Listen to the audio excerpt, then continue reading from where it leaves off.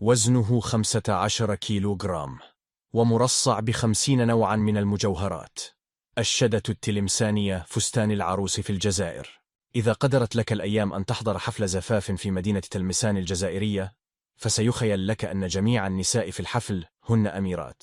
كل هذا بسبب الشدة التلمسانية. الشدة التلمسانية هي لباس تقليدي مشهور في مدينة تلمسان في الجزائر، تتزين به العروس يوم زفافها، ويصل وزن هذا اللباس إلى 15 كيلوغرام، لأنه مرصع بكثير من المجوهرات ومطرز بخيوط ذهبية.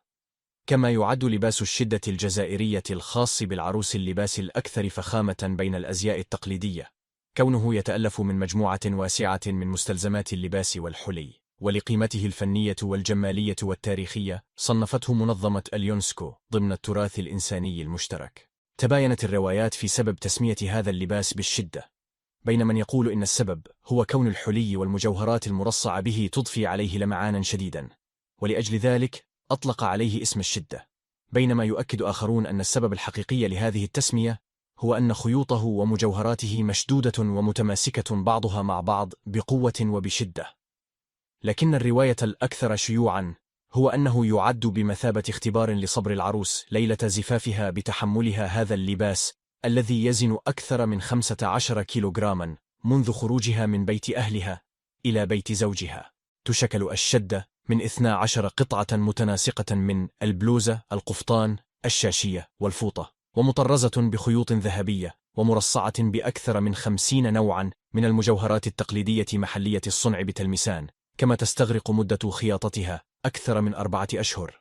أما البلوزة فهي فستان حريري واسع الأكمام، مصنوع من قماش رقيق وشفاف يسمى القطيفة، منمق بحبات من اللؤلؤ، ومطرز بخيط مغلف بالذهب أو الفضة، أو كما تسمى في الجزائر الفتلة، حيث يوضع فوقه ثوب آخر مطرز بخيوط من الذهب يسمى السترة، مصنوع بالفتلة أيضا، ومرصع بالمجوهرات والحلي التي تغطي منطقة الصدر، ويلبس فوقه معطفا طويل مطرز يسمى القفطان، الذي يعود إلى عهد العثمانيين ويطلق عليه اسم الزرزاف.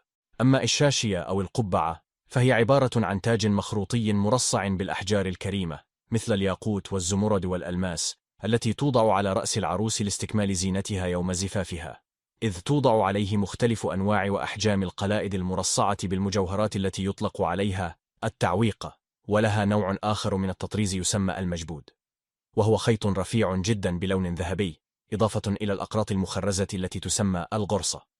كما يوضع على الخصر منديل يسمى محليا بالمثقلة، يتميز بخيوط ذهبية عريضة، ويستكمل هذا الزي التقليدي بفوطة أو حزام يعود أصلها إلى الحضارة الأمازيغية، حيث لا يسمح للعروس بارتداء الفوطة إلا بعد انتهاء مراسم الزواج. ولن نبالغ إذا قلنا إن طريقة لبس الشدة التلمسانية صعبة للغاية، وتحتاج لعدة نساء لمساعدة العروس في ارتدائه، وقد يستمر التلبيس لأكثر من ساعة. صنفت منظمة الأمم المتحدة للتربية والعلوم والثقافة اليونسكو لباس الشدة التلمسانية ضمن قائمة التراث الجزائري الثقافي غير المادي للإنسانية خلال الدورة السابعة لليونسكو سنة 2012، نظرا لقيمته التاريخية والحضارية والفنية، حيث يعود تاريخ الشدة إلى مرحلة ما قبل سقوط الأندلس.